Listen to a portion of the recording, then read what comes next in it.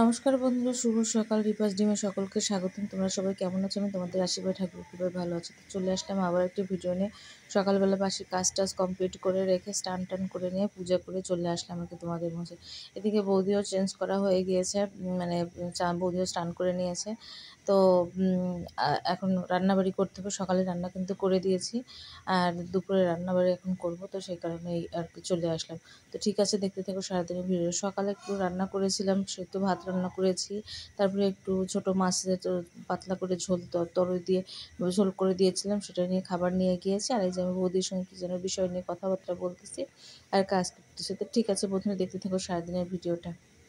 তো মেয়েও কিন্তু প্রাইভেট থেকে পড়ে আসছে। আজকে তোমাদের দাদা সকালবেলা মিটিংয়ে, মানে অনেক সকালে মিটিংয়ে গিয়েছে, আর যেহেতু মিটিংয়ে গিয়েছে ওই দিন তো আমার অনেক সকালে উঠতে হয়, তারপরে আর শোয়া হয় নাই, সেই জন্য কাজগুলো মোটামুটি আগেই কমপ্লিট করা হয়ে গিয়েছে। তো দেখো যে দুপুরবেলা ওই তোমাদের দাদা হচ্ছে মানে ডুমুর নিয়ে আসছিলো, তো সেই ডুমুরের ভাজি করছি, এই যে দেখতে পাচ্ছ। আর একটু মাংস রান্না করব। আর সকালের তরকারিটা রয়েছে, নিরামিষ তরকারি, সেটা রয়েছে। আর এই অনেক দিন ধরে ফ্রিজে রাখা ছিল এই যে পাটাগুলো, এগুলো মুরগির পা, কলিজাগুলো, এগুলো ছিল, এগুলো খায় না বাড়িতে কেউ, তোমার দাদাও খায় না, মেয়েও খেতে চায় না। তো সেই কারণে বৌদিকে বললাম, বৌদি বললো যে না, তোমার দাদা খায় এগুলো, মানে আমার দাদার কথা বলতেছে, দাদা খাই, সমস্যা নেই রান্না করতে। তো দেখো এটা রান্না করা হলো, অনেক মশলা দিয়ে রান্না করা হয়েছে, কিন্তু শেষ পর্যন্ত আর খাওয়া যায় নাই। বৌদি একটু খেয়েছে, দাদা একটু খেয়েছে, কিন্তু তারপরে খাওয়া যাচ্ছে না, কারণ অনেকটা দিন রাখা হয়েছিল। কারণ এত তেল মশলা দিয়ে রান্না করাই আসলে ভুল হয়েছে, নষ্ট হয়ে গেল। তো তারপর এই তো ছিল দুপুরের খাওয়া দাওয়া। দেখতে পাচ্ছ যে মাংস, মাছের ঝোল একটু ছিল, আর এই তো ডুমুরের ভাজি। তো যে আজকে দুপুরবেলা খাবার নাই, কারণ অন্য জায়গা থেকে খাবার নিয়েছে, সে কারণে আর নিয়ে যায় নাই। তো যাই হোক, এসে দাদা খাওয়া দাওয়া করে গেল, আর আমার খাওয়ার জন্য একটু করলাম। তারপর রান্নাঘরটা পুরোটা পরিষ্কার করে নিয়ে আমি একটু ওই যে রান্না করবো, যে আমার চালের ভাত, আর একটু আলু ভাজবো, একটু বাদামও ভাজবো ঘি দিয়ে, মানে ভেজে নেব, তারপরে করব। আর যেহেতু আতুরও ব্যাপার আছে, তো সব কিছু এখন এলোমেলোভাবেই আছে, কিন্তু আমি পরে যখন সে চলে যাবে তখন আর কি সব কিছু পরিষ্কার করে নেব। থাকতে আর কোনো কিছু করা দরকার না, আর কিছু বলতেও মানে বলাও যায় না, যেহেতু রিলেটিভের ব্যাপার। আর বিপদে না পড়লে তো মানুষ আসে না। যাই হোক, যেহেতু একটু কষ্ট তো করতে হয়, আমার একটু কষ্ট হচ্ছে ব্যাপার না, তাতে যদি মানুষের উপকার হয়, কেউ যদি ভালো থাকে। আর মানে শহরে তো সেভাবে তো কেউ কোথাও থাকে না, মানে রিলেটিভ থাকে না, যদি যার দু একজন থাকে সেখান থেকে একটু তো হেল্প তো মানুষ আশাই করে। তো যাই হোক, এটাই তো মানুষের কাজ।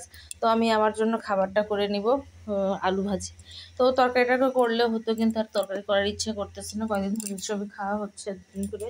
তো আজকে পরের দিন হয়তো বা করতে পারবো, তো যদি কালকে চলে যাওয়া হয়, মানে বৌদিরা যদি চলে যায়, তাহলে তো আর হবে না, কারণ বাসায় যেহেতু আতুরের ওগুলো তো ছিলই, তো সেগুলো তো পরিষ্কার করার ব্যাপার আছে, ধোয়া টোয়ার ব্যাপার আছে, ওগুলো তো ঝামেলা আছে। তো পরের দিন দেখা যায় কি রান্না করি, তখন তো তোমাদেরকে অবশ্যই জানাবো। তো যাই হোক, এখন এই ভাজিটা ভেজে নেব, ভাজিটা প্রায় হওয়ার মধ্যে, এখন তারপর আমি খাওয়া দাওয়া করে নেবো। এই একটু সন্দব লবণ দিয়ে দিলাম, আর যেহেতু অন্য লবণও খাওয়া যাবে না, ঘি দিয়ে করতেছে, আমার একটু সূর্যমুখী তেল নিয়ে আসতে হবে, তোমার দাদাকে বলতে বলা লাগবে, এখনও বলাই হয় নাই। তো ঘি দিয়ে একটু খাওয়া যায় না সবসময়, কারণ ঘি দিয়ে খেতেও ভালো লাগে না, তার যেহেতু প্রেশারও আছে, এত বেশি ঘি খাওয়া ঠিক হবে না। তো যাই হোক, আমার খাওয়া দাওয়া ব্যাপার দেখতে পাচ্ছ, একটু মরিচ নিয়েছি, আতপ চালের ভাত, মুগের ডাল, সরি মসুর বলে ফেলছিলাম, মুগের ডাল দিয়ে একবারে করা হয়েছে, একটু বাদাম ভাজি, আলু ভাজি করে নিয়েছি, কারণ এটা আমার যদিও ফেভারিট খাবার, কিন্তু এটা এই এক খাবার তো প্রতিদিন খাওয়া যাবে না, সমস্যা হয়ে যাবে। যাই হোক, খাওয়া দাওয়া কমপ্লিট করে নিয়ে সকল কাজ টাজ কমপ্লিট করে নিয়ে একটু রেস্ট নেব। আর শরীরটাও কেমন যেন খারাপ লাগতেছিল, ক্লান্ত লাগতেছিল। তোমার দাদা তো আসতে আজকে দেরি হবে, তো ভাবলাম যে একটু শুয়ে পড়ি। বৌদিও শুয়ে পড়ছে খাওয়া দাওয়া করে, আর মেয়েও প্রাইভেটে চলে গেল।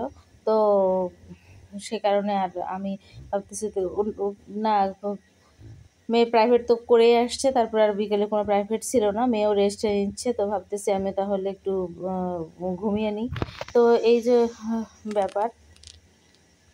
তো তারপরে দেখতে পাচ্ছ আর কি সন্ধ্যাবেলা সন্ধ্যাবাতি দিলাম, দেওয়ার পরে আবার একটু গোলারুটি করে নিচ্ছে, আমার জন্য একটু গোলারুটি করবো। তারপরে দাদাও আসছিল, দাদা এসে মানে বৌদির দাদা এসে রাতের খাওয়া দাওয়া করে উনি আবার মানে খাবার টাবার নিয়ে গেলো, মাসের জন্য দাদার জন্য খাবার নিয়ে গেলো। আর আমি এইদিকে দেখতে পাচ্ছ এই তো সকল কিছু কমপ্লিট করে নিয়ে খাওয়া দাওয়া